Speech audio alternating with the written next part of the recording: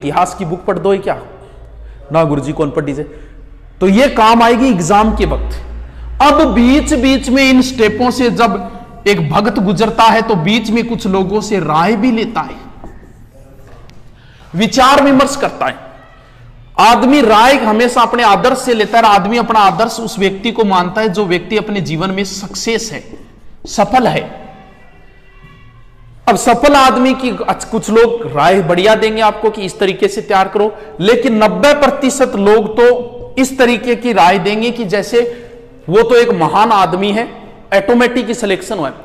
प्रतियोगिता दर्पण में आईएएस की इंटरव्यू आते हैं, मैं हर बार पढ़ता हूं, तो उस इंटरव्यू में मैंने जितने भी लोगों के इंटरव्यू देखे तो उनमें पूछते हैं कि कितने घंटे पढ़ते थे, और मैंने आज तक किसी का नहीं देखा 5 से 6 घंटे, बस यही लिखा था हम अमूमन 5 से 6 घंटे पढ़ते थे। तो भाई बाकी टाइम क्या करते हो तुम?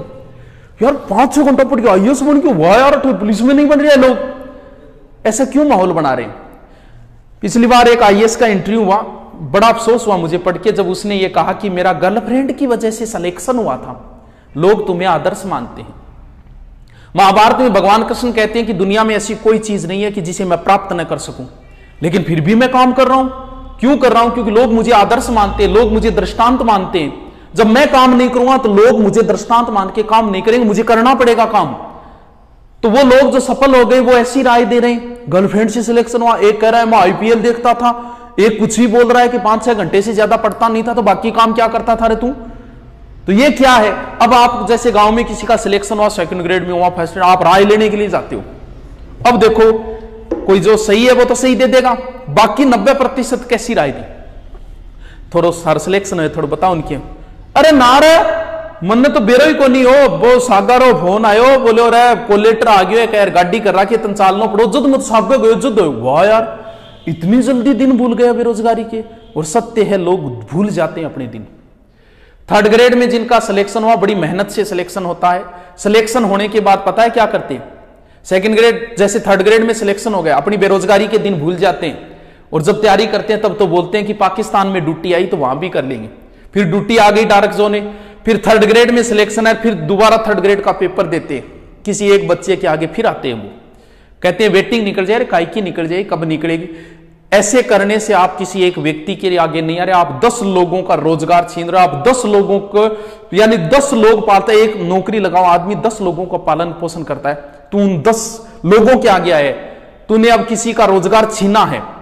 पुलिस में ऐसा बहुत है, पुलिस का पेपर देते हैं, दोबारा फिर पेपर देते हैं, अरे क्या हासिल हो गया? नौकरी का जहां भी करनी है कर ले। कम से कम इस तरीके से 10-10 लोगों के भूल जाते हैं लोग, अपने जो दिन है बेरोजगारी के वो दिन भूल जाते हैं, और बड़ी जल्दी भूल जाते हैं। तो राय भी आपको ऐसी ऐसी दी जाएगी, और कई तो उठपटांग भी दी जाएगी।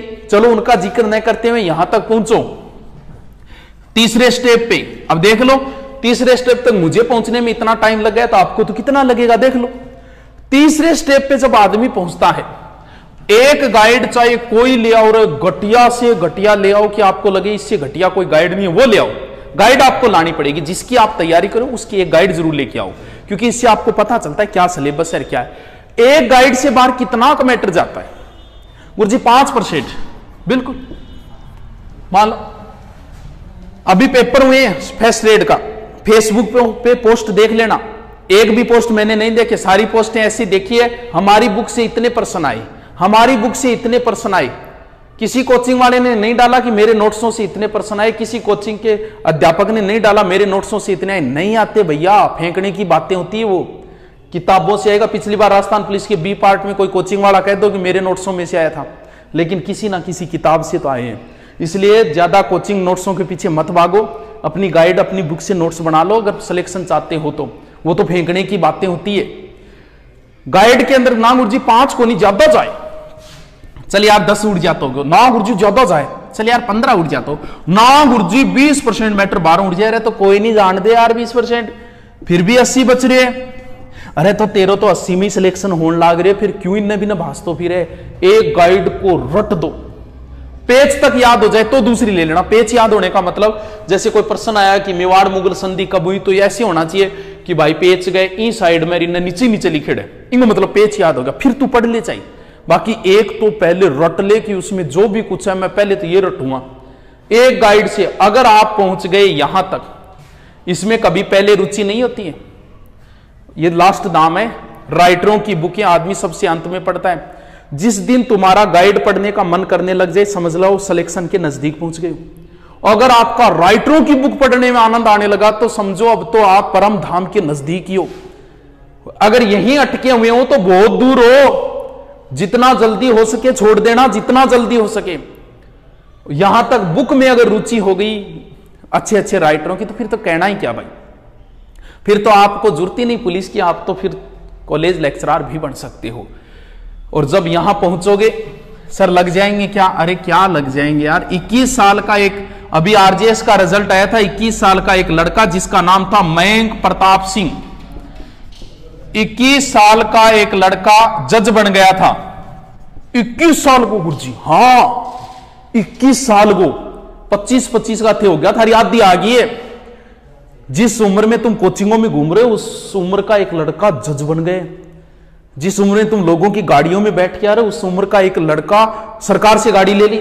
जिस उम्र में तुम मकान ढूंढते फिर रहे हो उस उम्र के एक व्यक्ति ने, एक लड़के ने, और भाई साहब सरकार से मकान ले लिया। अब कलेक्टर भी उसके सामने खड़ा होगा, प्रोटोकॉल होता है अपना अपना। जज है भाई साहब, वो सामने खड़ा कर सकता है किसी को भी। वो जज बन गया। तुम जिस उम्र में लड़कियों के पीछे घूम रहे हो ना, उस उम्र में क्या सजा देनी है वो ये डिसाइड करेगा 21 साल का एक लड़का।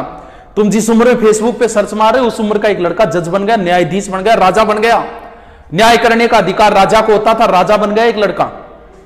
इनके मां बाप तो गर्व करते होंगे कि यार क्या बात है। इनका समाज भी इन पे गर्व करता होगा कि 21 साल का जज बन गया। हर मां बाप यही चाहते होंगे कि हमारा बेटा भी मयंक प्रताप सिंह जैसा बने। बन तो तुम भी सकते हो, लेकिन इन धामों से यात्रा जैसे करनी है वैसे करते। जीके में बड़ी समस्या आती है और जीके सबसे ज्यादा जुड़ गया। तो किताबों में बता दिया जो गुरुजी करवा रहे हैं, फिर किताब में से निकालो। दूसरा, अगर शॉर्ट तरीका अपनाओ, ये तो पढ़ना ही, इसके अलावा एक जिला दर्शन की बुक लाओ, आप वैसे भी पढ़ सकते हो। अरे कितने जिले हैं? 33 ही तो जिले हैं। एक जिले को आप 1 घंटा भी देते हो, 2 घंटा 3 घंटा जिला का देने का मतलब उसमें सारा मैटर लो। फिर जिला दर्शन की आप बुक लाओ, उसमें कोई मंदिर आया, जैसे अजमेर पढ़ रहे हो, ख्वाजा मोइनुद्दीन चिश्ती की दरगाह अजमेर में, आपकी 33 जिलों की बुक में इतना ही मिलेगा। लेकिन आप इतने नोट्स तैयार करो कि ख्वाजा मोइनुद्दीन चिश्ती की बातें निकाल कर वहीं और लिख दो। 33 जिले, एक जिले को 1 दिन दोगे तो भी भाई साहब 2 दिन 3 दिन दोगे तो भी 3 महीने में राजस्थान तो ऐसे हो जाएगा। तो जिला दर्शन की भी एक बुक ले आओ और उस बुक में से प्रत्येक जिले का, एक जिले का उस बुक में से मैटर निकाल के फिर कम से कम 3 पेज बीच में छोड़ो और फिर आपको जो भी बातें जिले की आती जाए उसमें डालते जाओ। देखो लास्ट टाइम में आप 33 जिले तो ऐसे ऐसे उंगलियों पे कर दोगे।